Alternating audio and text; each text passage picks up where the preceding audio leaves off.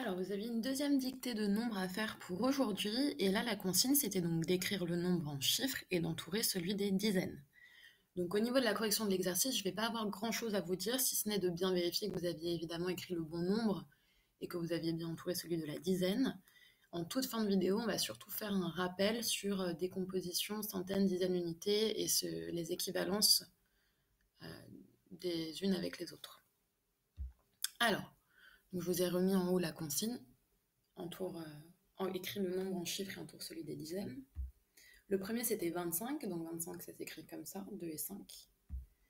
25 c'est 2 dizaines et 5 unités, donc il fallait entourer le 2. Le deuxième c'était 76, 7 et 6. 7 dizaines, 6 unités, donc il fallait entourer le 7. Le troisième c'était 576, 576 donc c'est 5, 7 et 6, c'est 5 centaines, 7 dizaines et 6 unités. Ensuite, vous aviez 198, donc 1, 9, 8, une centaine, 9 dizaines et 8 unités. Donc il fallait entourer le 9. 991, c'est 9, 9, 1, 9 centaines, 9 dizaines et une unité. Donc il fallait entourer le deuxième 9. Le premier 9, c'est celui des centaines. Et enfin, le dernier, c'était 12. 12, c'est 1, 2, une dizaine, 2 unités. Je remets la correction dans son intégralité juste ici. Vous pouvez mettre sur pause, revérifier tranquillement nombre par nombre. Et ensuite, on va passer au petit rappel. Donc, une dizaine ou 10 unités, c'est la même chose. Une dizaine égale 10 unités. Ce ne sont pas deux entités différentes. Si vous avez 10 unités, ces 10 unités-là, elles forment une dizaine. Donc, 12, c'est une dizaine plus 2 unités.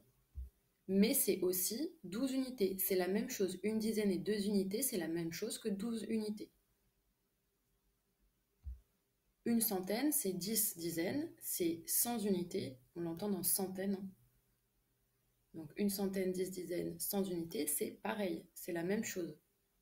En termes de quantité, si vous prenez une centaine, si vous prenez 10 dizaines ou si vous prenez 100 unités, vous aurez la même quantité.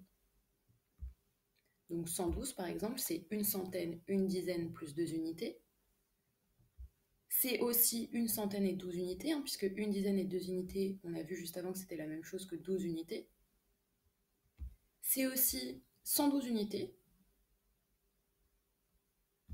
C'est aussi 11 dizaines et 2 unités. Alors celui-ci, il est un petit peu plus difficile souvent à concevoir pour vous, mais une centaine, c'est 10 dizaines. Dans 112, j'ai une centaine plus une dizaine, donc en fait, c'est comme si j'avais 10 dizaines plus une dizaine.